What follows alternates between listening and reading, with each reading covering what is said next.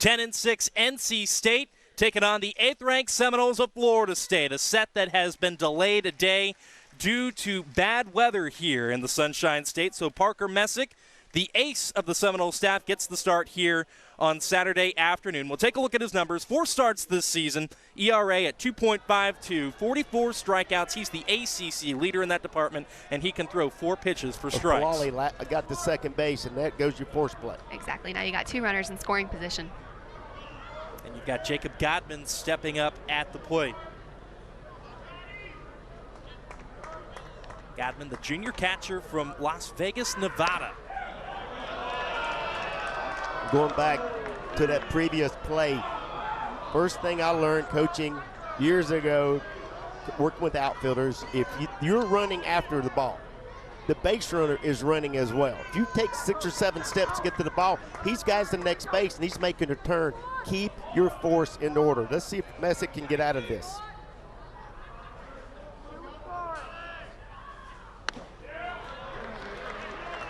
What's the other rule, Chip? Always hit your cutoff man. Hit your cutoff man, right.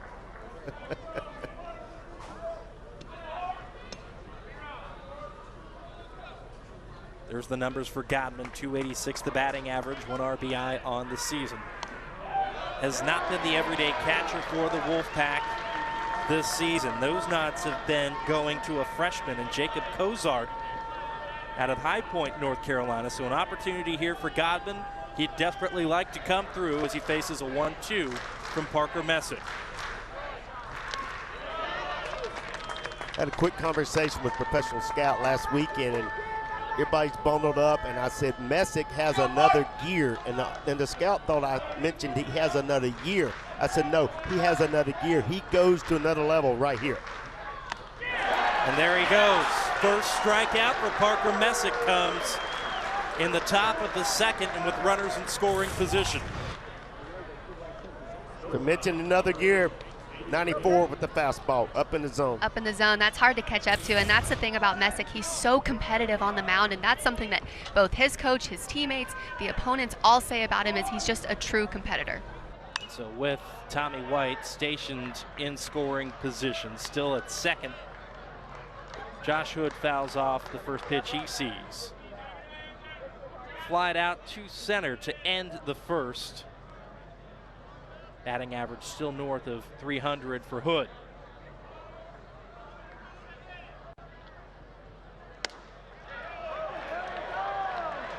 Fastball inside for strike 2. Messick can throw to both sides of the plate. He capped strike.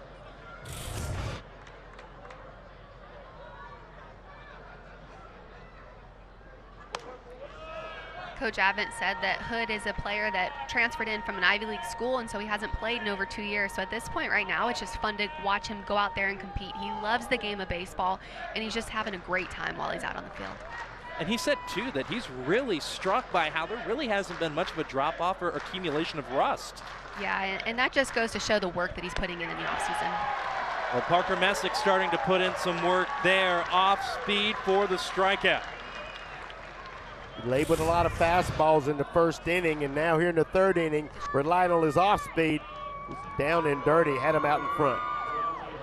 He's got some dirty off-speed pitches, and that's what you can do when you have a 6-run lead, is kind of play with those a little bit and kind of work a little bit more around the repertoire of what you have. And so with that, he will now get to work against the center fielder, Brown. Devontae Brown led off the second with a walk on a full count.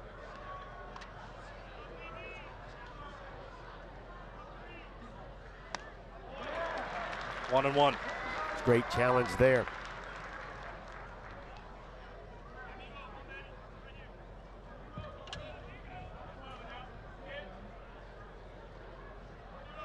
We've already mentioned the shifts, the new faces in the lineup and defensively for the Wolfpack. And so with all of those moves, with everybody getting adjusted, settling into new roles, Brown was a guy who last season and previously started out in right. He's also had to adjust to moving into center field. Yeah, and that's just the genuine production of versatility and the ability to move, and it keeps you in the lineup for so many opportunities that otherwise might not happen if you're only a one-dimensional player. Well, he faces the 1-2, and he's tied up on the fastball. Parker Messick starting to feel it. A couple of strikeouts here in the third. And the man the folks around here call Big Park is all systems go. Couple of strikeouts to end the third. 10-0 Knowles, top of the fourth here at Mike Martin Field. What a start offensively for Mike Martin Jr.'s squad as Parker Messick gets back to work. Alex, your playing days recently wrapped up at the college and then the pro level with the NPF. I know you played some infield, at first base specifically in that amount of time. Trying to readjust defensively after a long stretch where you were at the plate, what type of mental focus and fortitude does it take to lock back in after you haven't been on the field in a while? Yeah, I think you're locked in every single pitch, and it's really just kind of getting yourself back in there, loosened up back again, and just kind of, again, continuing conversation with your pitcher, with your defense. And I think that even when you've been out for several minutes and you know your team has a really good offensive inning, you just stay locked in the whole game because you're there in it every single pitch. So we'll see how Parker Messick and that Florida State defense lock in. They sent 8 offensively to the plate in the second. Everybody went to the plate in the third. So there's been some extended layoffs for Messick and his defense here over the last couple of frames. It's a problem they will gladly have, though. Make no mistake about it, as Messick squares off with the freshman Will Marcy.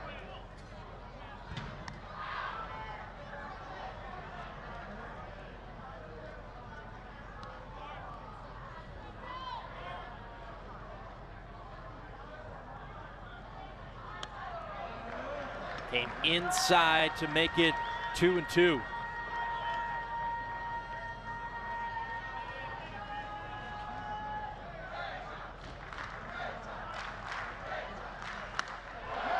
Tied him up on a fastball inside. That is now 3 consecutive strikeouts for Parker Messick, who is dealing the best we've seen to this point today over the last sequence of batters. Messick's job right now is to eat up innings for Florida State. 68 pitches so far in the ball game. He needs to get into the 6th or 7th inning for the Noles, because I mentioned earlier the doubleheader tomorrow.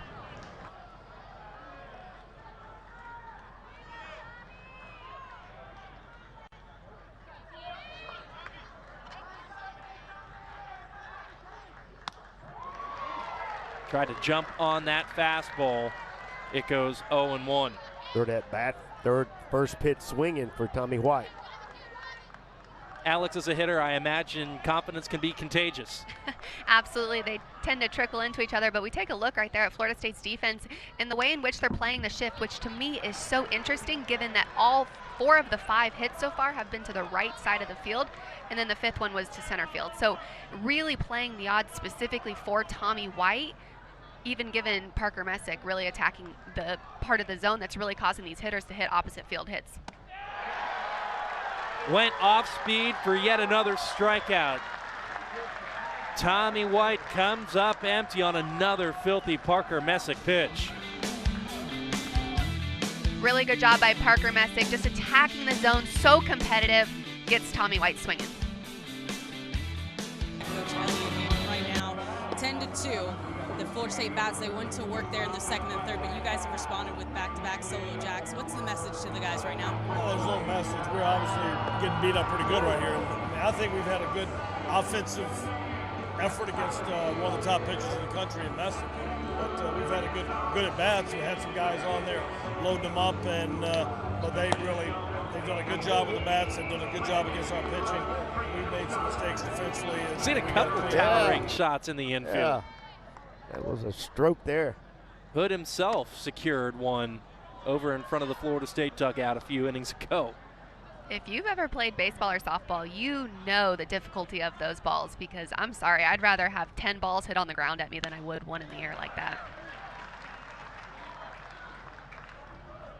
Parker Messick would certainly love to get through the center fielder Devontae Brown here as quickly as possible. Just 7 pitches total to get through the first couple of Wolfpack batters he's seen, although Groover worked him pretty hard. Saw 6 pitches, it was a full count, ground out right back to Messick. 2-1 the count here to Brown. He fouls back the fastball to make it 2-2.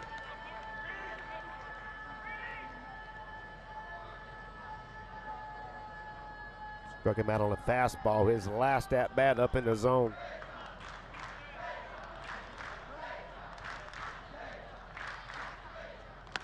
Strikeout number 6 for Parker Messick.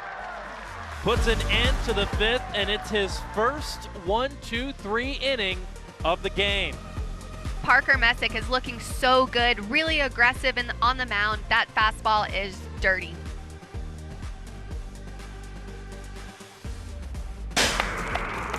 Parker Messick, as he so often does, got the starting nod in the Seminoles' first game of the weekend, and it's been an up and down ride to this point, but we've seen some of his best stuff late.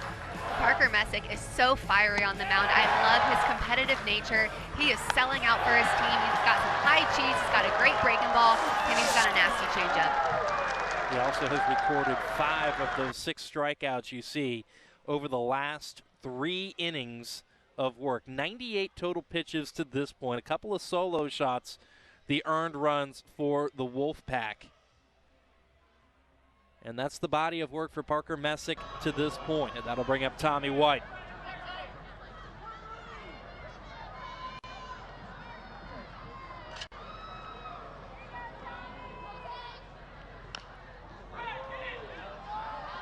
Just rolled foul. Vincent on top of it. I think the beautiful thing too about scouting is, you have your usual suspects, Tommy White, who's responsible for a lot of power, a lot of ability in the box, and here you have other athletes stepping up to kind of compensate because, of course, Florida State has on their scouting sheet Tommy White circled as, hey, he can't beat us. There's a fastball strike to make it 0-2 to White. The high cheddar is just, you can't lay off of it, man. You can't. Chris Hart, NC State third base coach, is having a quick conversation. Chris Hart played at Florida State. Catcher in the program, played in the infield. Been at NC State for 18 years. Did you try and hit him the high pop-up? I hit him a pop-up a few. But he had a brief conversation. Probably slow it down a little bit. I'm not sure they have someone in the bullpen, but this is the 4th at-bat. Tommy White's been 0-2. Ground out, a double, a strikeout, and they'll see another one here. Pitch count now nearing 115 for Parker Messick. Came over to practice Thursday evening, saw Coach Avant and also Chris Hart, and I watched this young man swing the bat. The bus driver backed the bus up in left field. Can't blame him. One quick story here, this young man came to camp here at Florida State, so it's not the first time he's hitting this ballpark. Last night was not the first time he swung a bat here.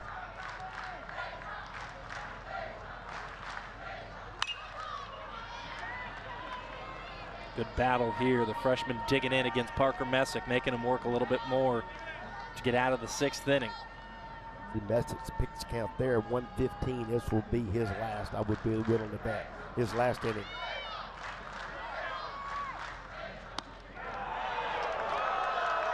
Just not getting a changeup called there down in his zone.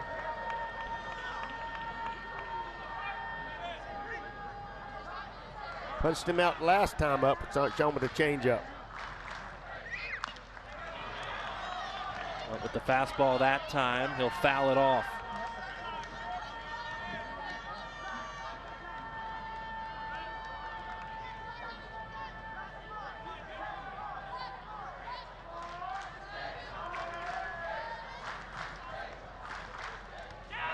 Tried to hold up, and he will be tagged out. A final strikeout for Parker Messick on pitch number 118 to get through Parker 6. Messick is actually standing by with Sealy Godwin down below. Seeley? Thank you, Sean. All right, Parker, this one, it had it all. It had high emotions, it had highs, it had lows, some controversial calls, but the bats, they were sure ringing. What can you say about your team's performance tonight? It was just an absolute team win. I mean, you know, where I didn't do so well today, hitting spots and had to battle some different conditions, and the offense picked me right up, and, you know, never had a doubt that they were, you know, 100% picking me up the entire time. And it's just nice to see us to be able to put up 13 runs on a Friday, or on Saturday now. I mean, we would have played on Friday, but here we are on Saturday. You got 2 more to go tomorrow. With this team, with the bats and how they're doing right now, where does this team feel like their identity is right now? We're just a really tight-knit group. I mean, we're a family all the way around. Thank you, Coach.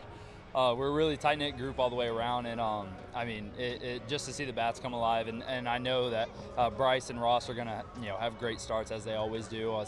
Both doubleheader tomorrow, and it's just, we're a really tight-knit group, and it's really fun to see us play right now. Ebbs and flows in the game of baseball, and as well with your performance, and you talked about that a little bit briefly there. What is something that you did like from your game today? I battled in a lot of tough situations. I mean, they put the bat on me when I made my mistakes, but, you know, when I was in and out of the zone, I was able to get some big time outs, and I think it was the second inning with bases loaded, maybe 1 out, and get out of it with no runs, and then, you know, the offense puts another 4 or 5 up on there, and just kind of it defeats the other team, and that's where I think I picked myself up today, where I wasn't as sharp as I need to be and normally am. The innings that I was able to limit damage really helped the offense just go back in and put up some more runs and really take control of the game. Well, game 1, you guys got that unlocked. You got a lot of baseball to play. 2 tomorrow. Good luck. We'll see you then. Thank you. I appreciate it. Guys.